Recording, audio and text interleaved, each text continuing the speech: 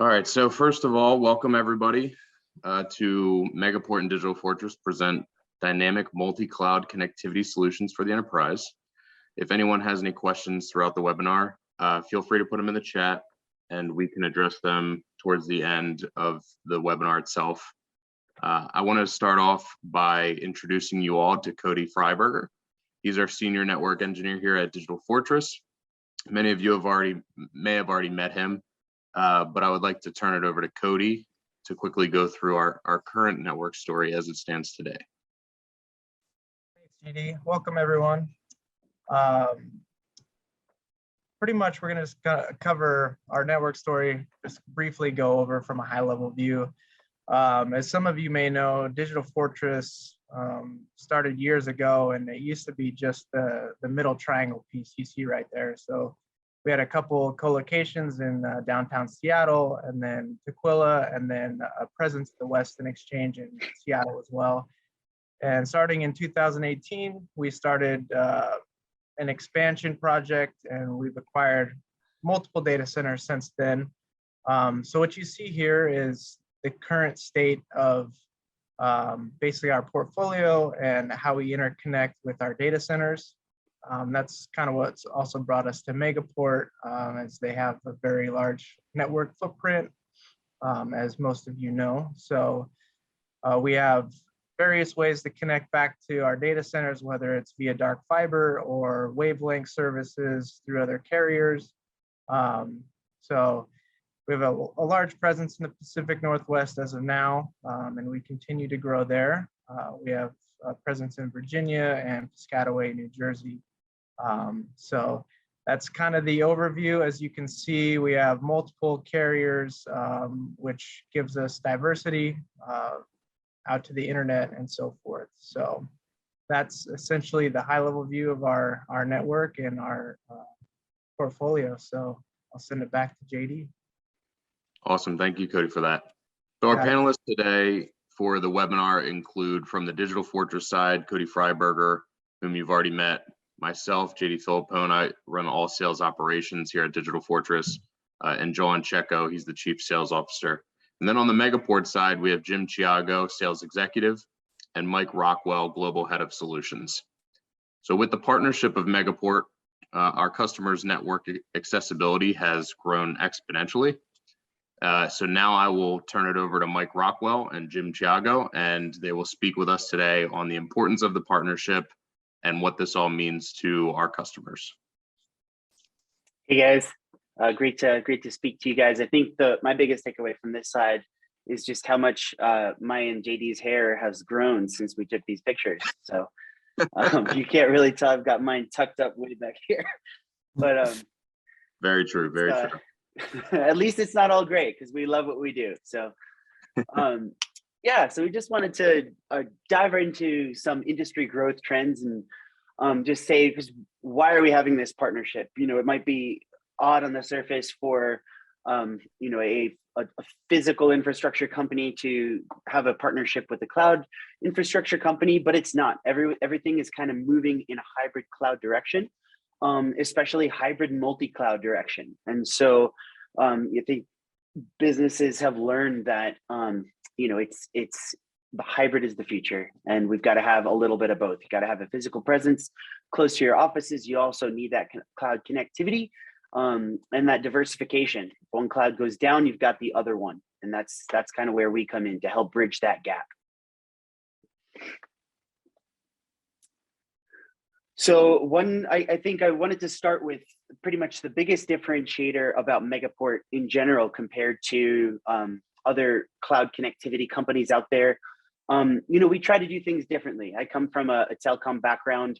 I started as a field technician for a few years and just kind of worked my way through the traditional telco industry for over a decade. And everything was pretty telco heavy standard things that, you know, you kind of used to. You got large setup fees. It took 3 to 6 months to get anything installed. You know, you could only select one bandwidth. It wasn't flexible. You've got long-term contracts, things like that.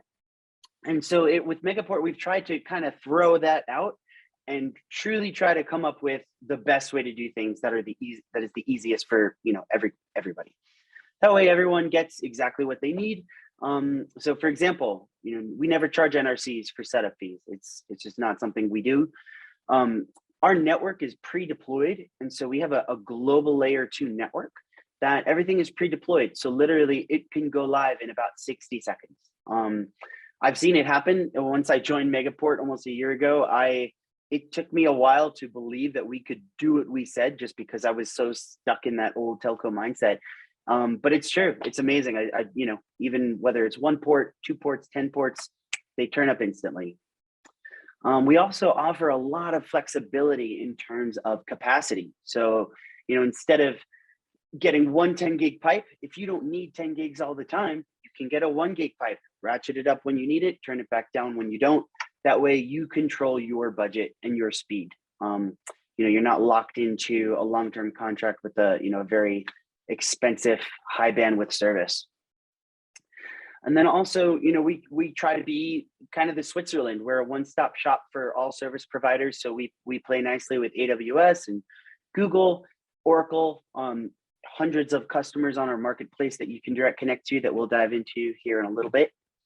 And then everything is managed through our portal. Our portal is kind of pretty industry leading. Everything is super intuitive and easy. And everything only takes a couple minutes to do. So that's basically who we set out to be. So who do we connect? We just passed our 2,500 customer mark. We've got a presence in over 700 data centers, connectivity to that. We work with Digital Fortress, lots of other data centers. And again, you might think, that's weird. Like, why do you connect to all the data centers? I thought this was Digital Fortress. We'll get to that in a minute, and I'll show you just how the value that we can bring. We also connect to, as I mentioned, AWS, Azure, Google Cloud, and then tons of little cloud providers that you might not have even heard of. We've got lots of people on our marketplace where you can establish direct connections to Salesforce, SAP, Spectrum, RingCentral, 8x8, even Yahoo. So everything is connected to everything. Yeah, and I think this is a great slide to accentuate the footprint and talk a little bit more about on-ramps and how they're important to customers when they're connecting to the cloud. And Mike Rockwell, by the way, Global Head of Solutions, I was on the slide there. As far as, I guess, the hair piece of it, I think I'm actually has shrunk a little bit since mine, which is if that's possible. But no, so when you start thinking about cloud on-ramps and you think about building on a global scale, that's exactly what Megaport's done. So if you look at the major markets throughout the US, throughout APAC, and also EMEA, all of those are encompassed and already built into our footprint. So as customers start to build out their strategy and building from their data center presence or even in a cloud-to-cloud environment, it's very important that they're able to utilize or access the on-ramp that is closest to the resources and where they sit. So as you start looking at cloud connectivity and building out your strategy, or even if you've already built out your strategy, you can look at our footprint, and there's definitely opportunities for you to potentially shorten the latency or the network routes in between your data centers and also those cloud environments. So footprint is definitely key to what brings us success. That's a great call out, Rocky. Thanks.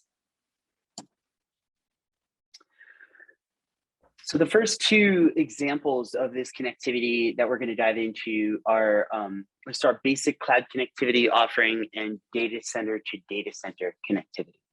So these two things work hand in hand to increase redundancy and diversity, and make sure that if anything happens along the way, that you are still up and connected.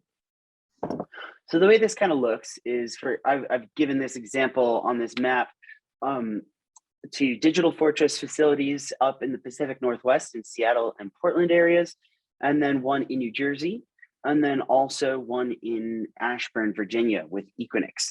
So as I mentioned, with Megaport, we're pretty provider neutral. So, but if you've got an Equinix footprint, we know they lock you in. They like to lock you in for super long time. You need space and power, things like that. If you want to start migrating out of that or just add a diversity to your data center selections, you can do that and have everything still be connected.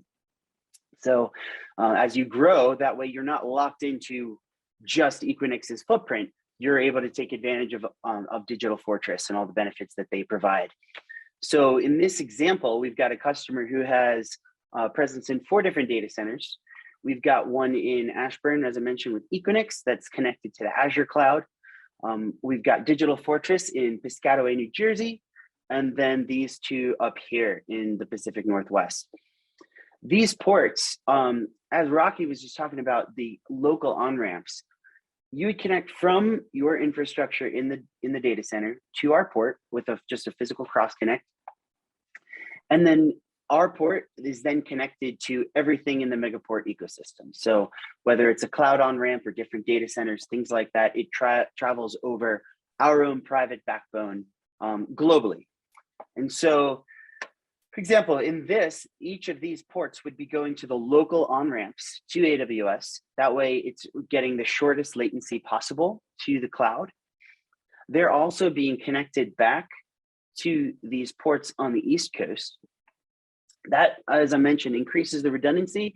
So if there are any issues, if anything goes down, all of these sites are still connected.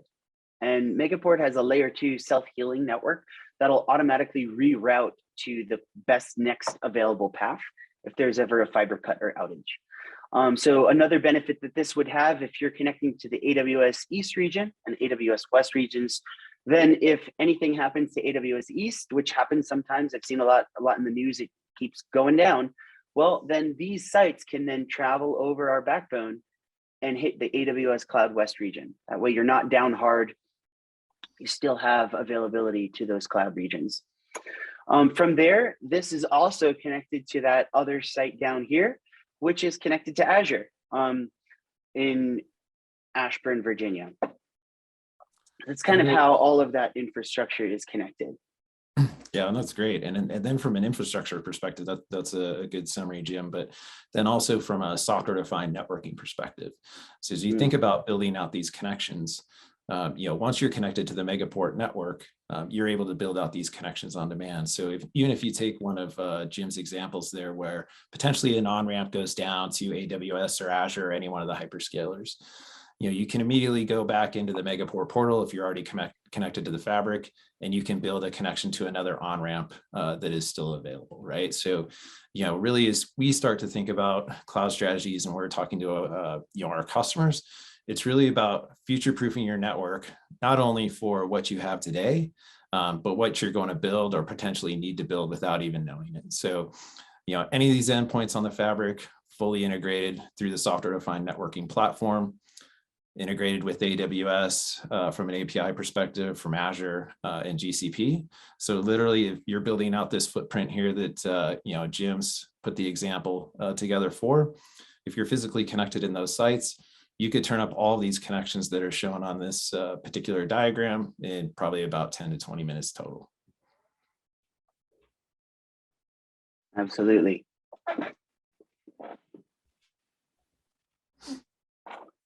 Right, so I mentioned multi-cloud earlier and how things are moving in the multi-cloud direction. There are a bunch of reasons why multi-cloud is kind of exploding right now. One is all the consolidation. I was working with a major shipping company a couple months ago, and they had acquired so many different companies that already had cloud connectivity. And so they had somewhere in Azure, somewhere in Oracle, somewhere in Google, and they needed all of that data from all of those different companies they'd acquired to seamlessly interact together with each other. That's where our Megaport Cloud Router comes in. And again, it can be connected to anywhere in our infrastructure. You connect to it virtually, and then that virtual connection can then be distributed to your physical ports, wherever they're located throughout the world. So a little more information about the MCR. So as I mentioned, it's a virtualized cloud routing environment. It allows you to connect between clouds and SaaS providers. Those SASE acronyms always trip me up. There's so many of them nowadays. And it's user-defined cloud routing. It leverages our portal to utilize our global software-defined network. And that's all deployable instantly through our portal. Again, you connect in about 5 minutes, you spin up the cloud router, and then you establish those connections to your different clouds, and then they're all interacting together. Yeah. If you need them permanently, that's great. Sometimes we've seen them used for data transfers, even from one cloud to another. Something that this really helps with is data egress charges. So as you're pulling information from multiple clouds, each of these cloud providers is going to be charging a fee to pull data out of the cloud. And when you have a private connection through an MCR or any other one of our services, instead of just a public connection over the internet, those charges go from about 8 or 9, 10 cents per gig down to 2 to 3 cents per gig. So the more you pull out of the cloud, the more something like this is going to save you exponentially. Yeah, and I think across our customer base, we see multi-cloud, more and more. Even the cloud providers themselves are starting to find ways to even better play together. I don't think they necessarily go out and promote it, but if you look at even Microsoft and Oracle, for instance, they've set up the ability for customers to connect their two networks together directly, right? So we know that customers are moving into multi-cloud environments for various types of reasons.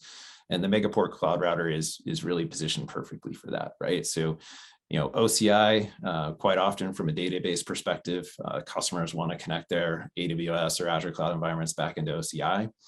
Also from a data analytics perspective and connecting back into GCP, maybe from AWS or Azure. In any instance where customers are looking at multi-cloud type of connectivity, they're usually looking for a pretty low latency profile for it to work. And so our Megaport Cloud Router is positioned on the core of our network, which is also where a lot of those cloud networks or cloud edge or on-ramp locations sit as well. So if you think about US East here in kind of that Northern Virginia area, a lot of customers are multi-cloud within that region. If you utilize an MCR to say connect from US East 1 with AWS back into US East 4 with GCP, you can see a 5 millisecond round trip latency profile. So, we've put the MCRs in the optimal locations for you to go cloud to cloud within those regions. But then you can also connect those back into your digital fortress or back into your data center footprint. So really extending your network out for multi-cloud to take advantage of low latency routing between those clouds, but then also providing that path back into your data center for that hybrid multi-cloud experience. So really a multitude of ways that you can build out your network in a virtualized fashion with MCR. But certainly hybrid and multi-cloud is one that we see on a daily basis. Great points, Rocky. And this is kind of how that topology could look like. There are many different ways I could have created this diagram. I chose to keep it a little simpler, and then we can explain some of the complexity of how you can handle this. So for example, using that same example where you had the 2 sites in the Pacific Northwest, 2 sites on the East Coast, we've gotten them all pointed towards a MCR that's deployed kind of in the middle of the country. In reality, you'd probably deploy one for each region. So one in the Northwest, one in the East. And so each of those sites is going to be connected to that multi-cloud router. And then that multi-cloud router is going to be connected to each of the clouds. In this scenario, not only is each site then using the MCR as like a hub and spoke to be connected to every other site on the network, it's also connecting each cloud to each other, and each site has connectivity to each cloud. What it would look like in a dual setup is if you had a second MCR deployed, let's say over here, and first one over here in the Northwest, second one on the East Coast, then you're having each site connected to each MCR, and you have a full redundant setup. That way, if there's any kind of issue, something fails, goes down, not very likely to happen, but if it does, you're 100% protected and everything stays up. Yeah, and I think this is kind of just a simple general representation to give you a feel for what it looks like. Typically, our customers, as Jim mentioned, they're probably building out more of routing hubs within specific regions where they're connecting those data centers, connecting the cloud providers within the specific regions. So whether that's East Coast or West Coast, typically not central US, Denver type of routing hubs. But then also having the ability to connect those MCRs together, so you can access East or West directly to the cloud within the East region, or you can then utilize our backbone still to get to those sites on the West, and also resources, through the Megaport network in the West, right? The other thing that we see kind of on a larger scale and also on a global scale, since we are across 24 different countries, are customers that potentially want to replace maybe a core MPLS network that connects from a hub perspective their clouds and their data centers, and then building out a core type of network across our backbone and connecting those MCRs together. So, those are some of the ways that MCR can expand, not just from a regional routing hub perspective, but also network replacement from an MPLS perspective. And we actually, if you go to our site, megaport.com, you go to resources and go to case studies. We have a great case study that we just published for MPLS replacement on a global scale. Absolutely. And that's a perfect tie-in to our last example that I wanted to share with you guys. This is I'm so sorry, this red box should be on branch enablement. So we're going to be talking about this product, the Megaport Virtual Edge, that kind of connects everything together. So we've talked about multi-cloud, we've talked about single sites and single clouds and data centers. Now, how do branch offices come into play as well? And that's through our Megaport Virtual Edge. So Megaport Virtual Edge is a product that we launched about a year and a half ago. And it is essentially a middle mile optimizer for SD-WAN. We've partnered with 5 different SD-WAN providers, including Cisco Viptela and Versa, Fortinet, and a couple of others. And what Megaport Virtual Edge does is it utilizes the SD-WAN network to bring cloud connectivity to the branches, and then ties back into the data centers as well. So not only are your branch offices connected to each other and to the cloud, it also connects them to your data center deployment. The way that looks like in this diagram is these are the virtual edge nodes. We still have our Digital Fortress data center locations up here that are tied through virtual cross connects down to the Megaport Virtual Edge. And then branch offices in locations that are spread out are then also connected to that virtual edge. Everything is connected again to our MCR that we have here, which is connected to the cloud. And these MVEs are deployed regionally as well. So each branch office has the shortest hop on the public internet to get onto our private secure network, tying everything in together. Yeah, so really kind of where MVE and our partnerships really came about was really modernizing your SD-WAN infrastructure. So as customers, early adopters of SD-WAN moved away from their MPLS type of networks, certainly they took advantage of the commodity internet out at the branch, but maybe for that private connectivity, they still use some of that underlying or a lot of that underlying MPLS network as well. And what we've seen and where the market is really shifting is moving more to a virtualized network type of environment, to where you can actually build these virtual POPs or virtual data centers almost hosted on the Megaport network, be able to aggregate on a short hop your branch locations or locations that are connected to the internet onto Megaport's private backbone, and then utilize our private backbone for connectivity either back into your data centers or directly into the cloud, or even utilizing that connectivity for transport on a global scale. So we started this with Cisco in March. It's been almost a year now, almost a year to the date. in support of their SDCI, or software defined cloud interconnect solution, which Gartner actually has picked up as well, that terminology. And really it's all about utilizing what you want, which is the best piece of MPLS, and being able to use internet and wireless out at those branch locations instead of private connectivity, but still seeing that very similar performance that you would get from your MPLS or private network by utilizing a longer private path into your resources across the Megaport network. So, all these things can be integrated, with your data centers, with Digital Fortress or other data center providers, but integrated within your SD-WAN for automated infrastructure.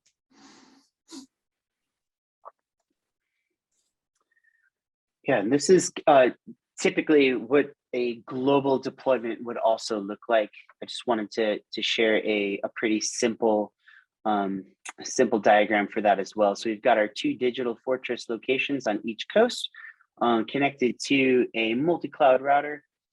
These are then connected overseas to Europe, to the local Google Cloud on-ramp, connected way down into the EMEA region as well. Other clouds there with connected through our MCR as well. And everything, again, is connected to everything else. That way you have true redundancy and just seamless data flow between every single site on your network. It's one of the things that's key too about that we could add about MVE and also the network in general. We have a customer today that's an MVE adopter, and one of their main use cases was around acquisition. So they're acquiring multiple companies across the globe. Traditionally, a North American customers that had a network built within North America. They wanted to add in a recent acquisition in Europe, and they wanted to build in private connectivity into Europe and integrate that into their SD-WAN fabric with Cisco. They were able to instantly go in and deploy an MVE, integrate that into their SD-WAN. They deployed that MVE in Frankfurt. They were able to aggregate branches in Frankfurt onto Megaport's private network for access back to applications in their US data center across our private backbone, but also for easy and direct routes into their cloud environments within Europe as well. So, another kind of use case for MVE outside of just modernizing or automating your network infrastructure within your SD-WAN environment. It also gives you the ability to rapidly expand your network as potentially you have acquisition targets that you're bringing onto the fabric and growing your environment. Mm-hmm.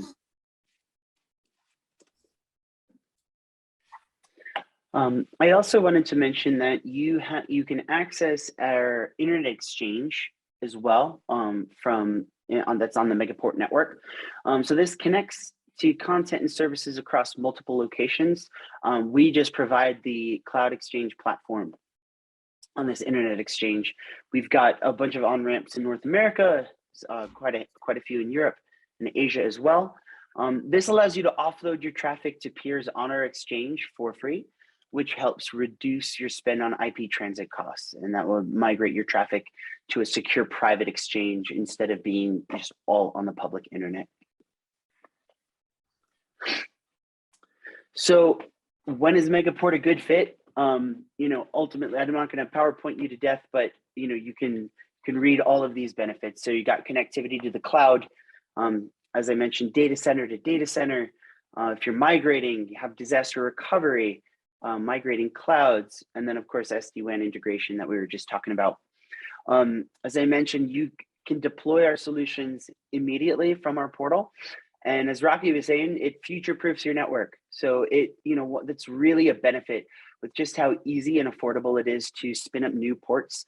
As your network grows, so can your Megaport presence. And in just a few minutes, instead of several months, you're able to connect new sites, new locations, and connect everything together.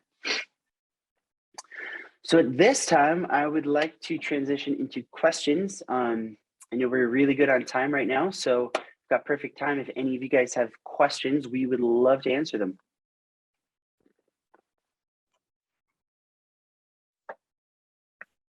Just a reminder, you can put your questions directly in the Q&A section in the chat, so we will be able to see them and we'll direct your questions to one of our panelists. Great. Great to see a question came in. If I'm a tenant of a data center, do I buy the services directly through the data center or Megaport directly?